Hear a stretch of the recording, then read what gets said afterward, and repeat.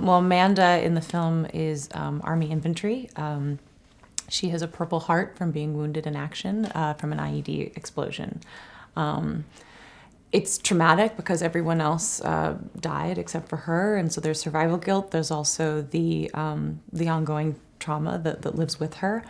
And part of what you'll realize as you watch the film is that a lot of these rooms are set up very specifically to trigger these different characters, trigger their trauma. So Amanda very quickly is sort of the first victim to that.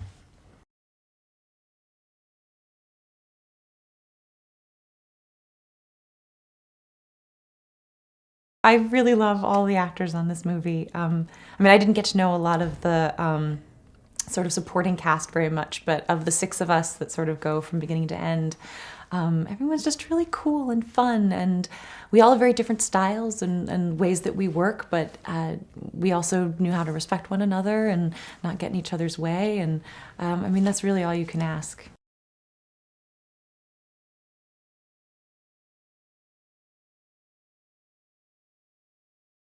One of the things that will be very exciting for audiences is really, one, how distinct all of these characters are from one another, and watching how each of them deals with different situations and deals with stress in their own unique way.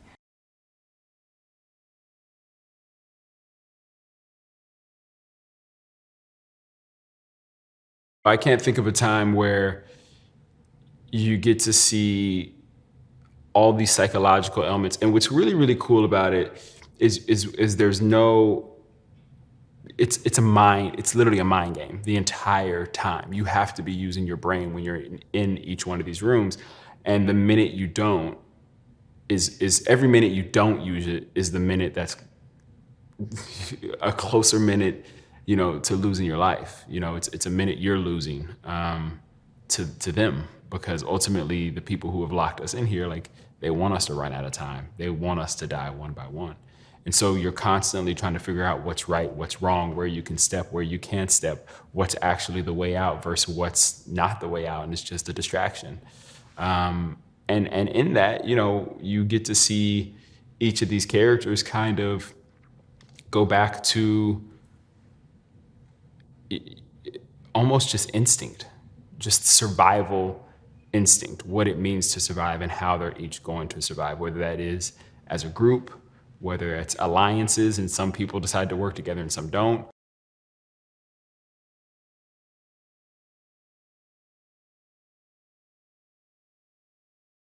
Adam is an encyclopedia uh, of, of movies, of shots, of lines, of camera angles, of lighting, of scenes. I mean, he literally can, if you say a movie, he can go, oh, and then that one shot where this happened and that happened and the director did this thing and then the actor did that thing. And it's great because it's a way to talk to us sometimes, if I'm not fully sure what he's saying or I don't understand something, he can explain it literally like, did you see this? Oh, it's similar to that. You didn't see that? Or how about this? And that's been really amazing. And I think also because of that, Adams, he knows what he wants. We're not here just like, oh, I think maybe this today or maybe that. I don't really know. What do you think? He's very specific in the shots that he wants and how he wants this movie to look. And that's been really great as well.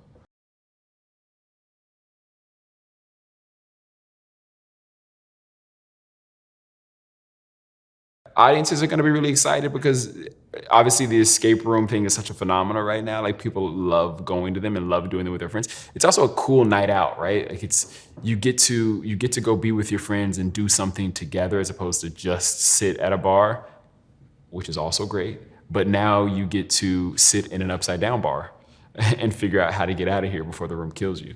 And so I think audiences will be really excited to see these rooms, see how we figure these rooms out, see who makes it out of these rooms. I think they'll be really excited about how well shot this movie is, how well acted this movie is. There's some great actors in this movie. I'm really excited to work with a lot of these guys. And every single one of them has lived up to every expectation and dream that I had of them.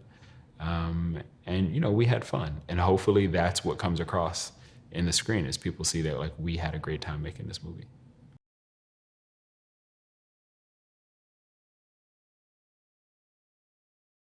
I get a box in the mail, seemingly from my professor, who gave me advice to go out and do something that scared me over our break, our holiday break, Thanksgiving break. So I get the box, and it has an address for an escape room. I do the research, and I decide to go forth with that. So I arrive there with 5 other strangers, and we start what seems like is an innocent, fun game.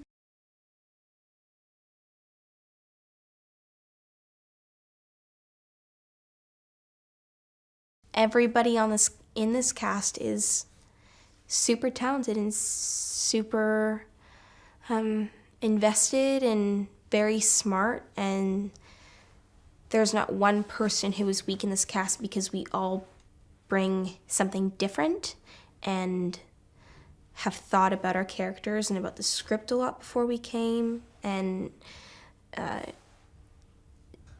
it keeps evolving, and with it evolving, everybody keeps asking more questions, and I think that's a really big gift, because I think, you can work on some things where it's not always like that, and this isn't one of those things, and just to see the amount of care that everybody has is just inspiring and really important. And when I found out about who had been cast when I was cast, I was just over the moon, because I'm a fan of everybody's work.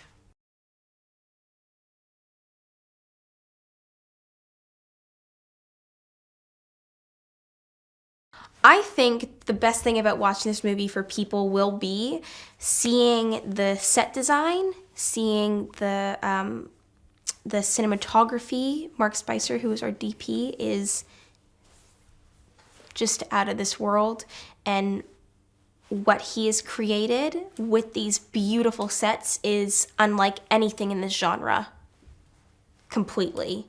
And I think that will really excite people and keep them wanting to see more, purely because I think they're going to be fascinated with what they see on screen.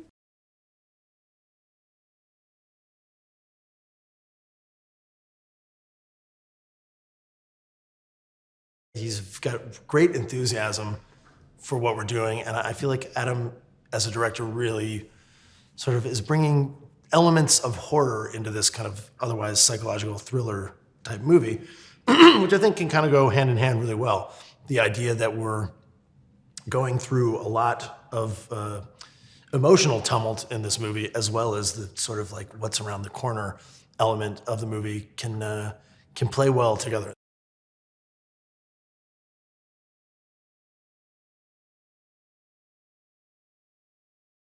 The idea that the sets are kind of characters themselves is like, it's a nice notion. You think about it and you're like, oh yeah, okay, sure, the sets are characters. And then you get onto those sets and they absolutely are.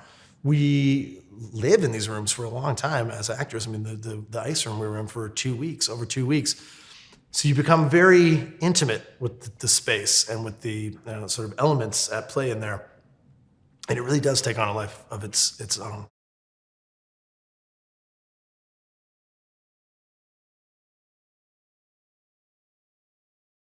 No one's ever done this before. No one's ever seen this laid out in a movie format before. So that's cool. And then as far as like the psych thriller element of this movie, it does differ because of the horror elements, like I was saying. So nothing is really played strictly for horror or for psychological thrill effect. It's all somewhere down the middle of the two. And that's been really neat to kind of keep that ball in the air, the idea that the stakes couldn't be higher physically. We can die, but there is also this: who do you trust? Who would do this to us? Who would do this to us? I guess sort of element of it all. That's like, it's really fun to play the horror and the mystery of it all.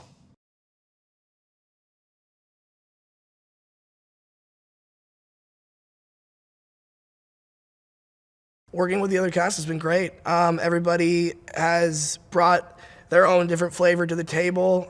You know, we all have very different characters, and as these actors, they're also very different personalities too. And so it's been very cool to see how everybody deals with this one crazy situation. And yeah, we've all had a great time, and we've definitely grown closer because of it.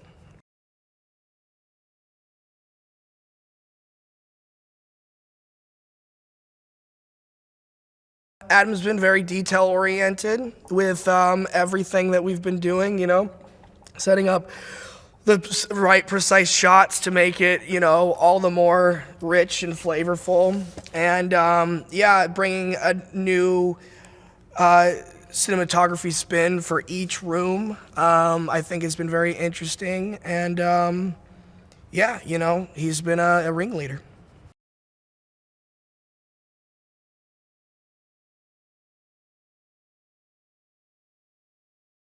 It's more this mind bender and a bit of a shapely kind of mystery of how are we going to get from one room to the next? Who is actually doing this?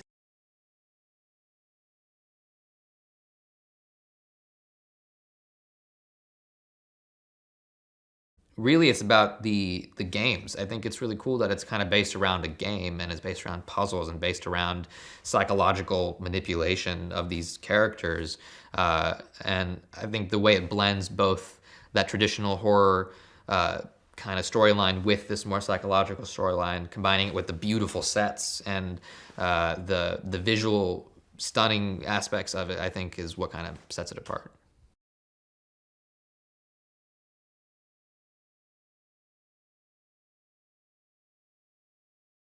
The actors have been the best part of the whole experience. I mean, it's been so much fun. There's 6 of us, so it's always a rowdy time, and we're all very just like big personalities on set, and it's really fun.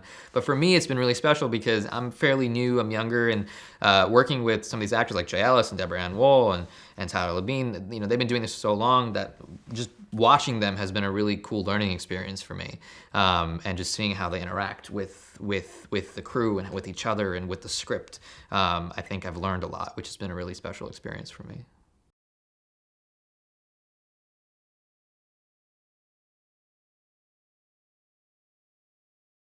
I think it's just gonna be a really fun movie to watch. I mean, you know, I've described it to different people, and as I describe it, I'm like, this is a cool movie. Like, a lot of crazy stuff happens, and I'm really excited to see how it looks. I mean, I've said this a million times, but the sets are absolutely beautiful. Our director of photography has really captured it in such an incredible way, and the special effects are gonna be really cool. And I think layering all the character stories on top of that really kind of creates this very rich experience, and I think it'll be a really fun flick for people to see.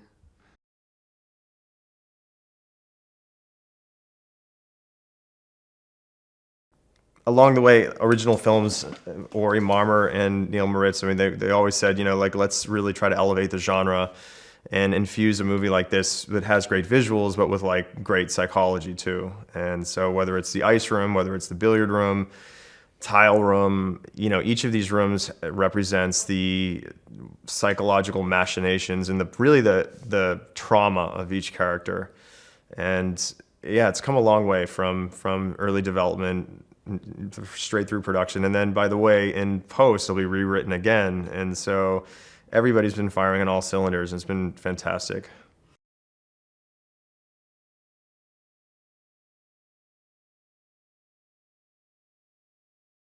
We're sitting in the lobby, which is where our characters kind of all meet, and they're sort of sitting around awkwardly trying to chat with each other. And the girl behind the glass does not answer their knocks on the glass, and quickly they realize that the game has started. When Ben basically goes to leave and have a cigarette, he pulls the handle off the door, and suddenly the giant panels above him on the ceiling start to turn on.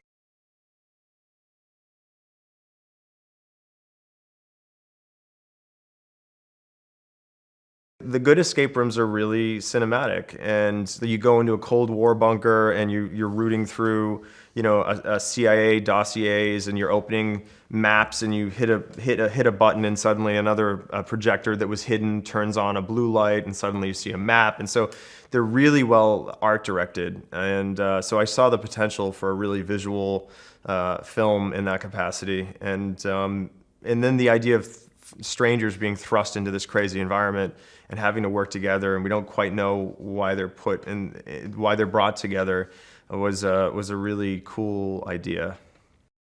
Hey guys, here's today's Daily Fact. Now, the snow that covers the hedge maze at the end of The Shining was actually a combination of styrofoam and salt.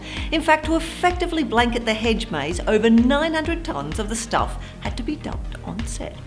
There you go. Now remember to click here below to subscribe, or over here for some more great content.